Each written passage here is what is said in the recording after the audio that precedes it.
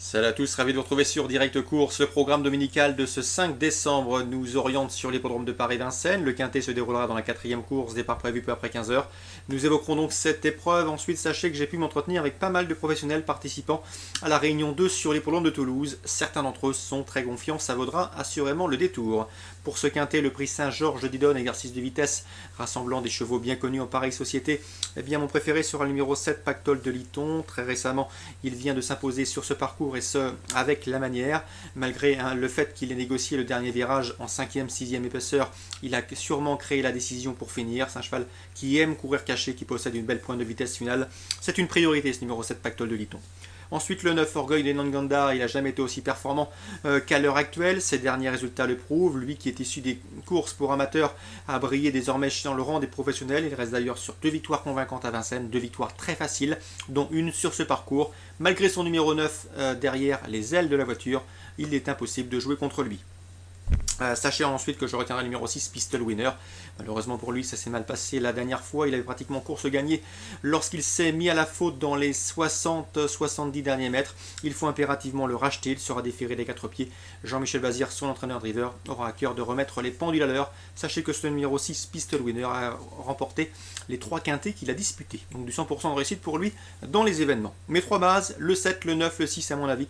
Il faut tourner autour de ces 3 chevaux pour des champs réduits. Ensuite, je retiendrai le 14, Pulsa des Ternes. C'est une jument qui possède également un sérieux potentiel, peut-être plus performante sur les parcours de tenue. Quoi qu'il en soit, elle reste sur 2 podiums convaincants. Malgré son numéro en deuxième ligne, il faudra compter avec elle. Le 8, Pias Saint-Latuin, si la course est rythmée, gare à son finish. C'est une redoutable finisseuse, peut-être pas envisagée pour la victoire, mais une place à Bellecote est largement dans ses cordes. Ensuite, le numéro 5, Profil de Rossi. Lui, il apprécie l'autostart. Il y compte de sérieuses références, il est en forme, ses derniers résultats en attestent à mon avis. Et il est barré également pour le succès, mais une place tout à fait dans ses cordes. Il dépend d'un entraînement très en forme de Sébastien Garato.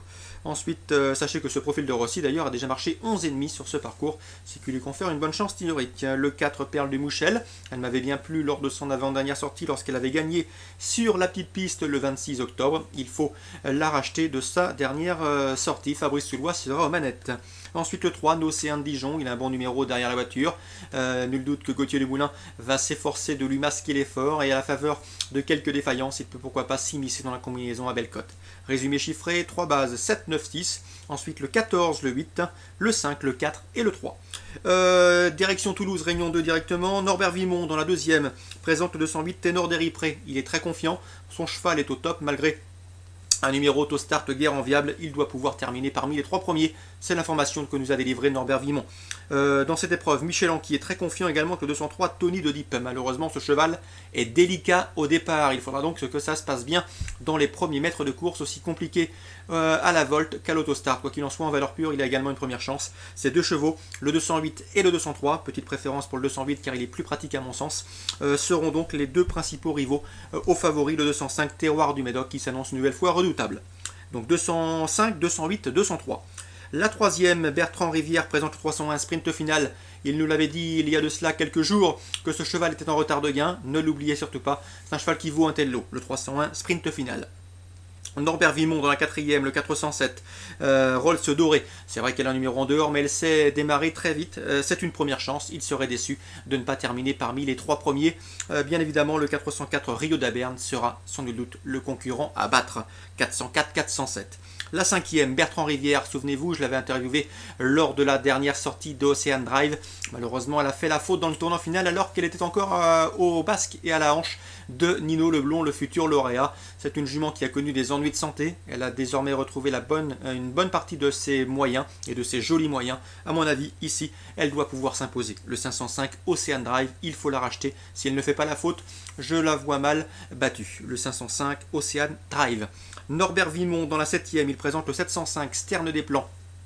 Sachez qu'il est confiant, la jument est au mieux, l'opposition elle est toute simple, c'est le 702 Scream qui semble a priori au-dessus de la mêlée avant le coup. Donc le 702 Scream pour un jeu simple gagnant placé, pour un couplet on lui ajoute le 5 Sterne des Plans, une nouvelle fois Norbert Vimont confiant.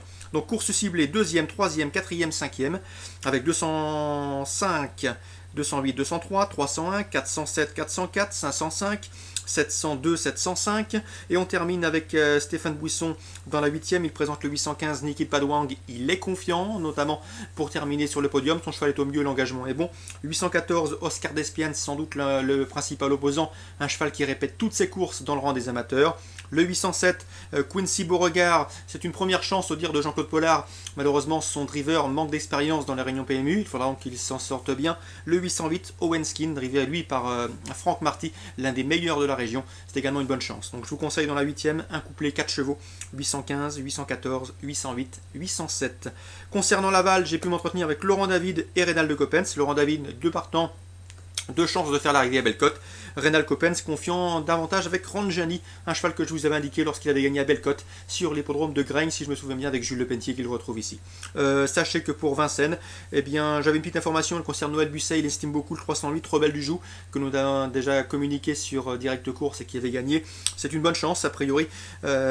Pourquoi pas, le 308 à Vincennes en réunion 1, Rebelle du Joug, Noël Busset confiant. Un opposant sérieux pour le 309, Raja Dauphin, qui a déjà marché 14 sur ce tracé.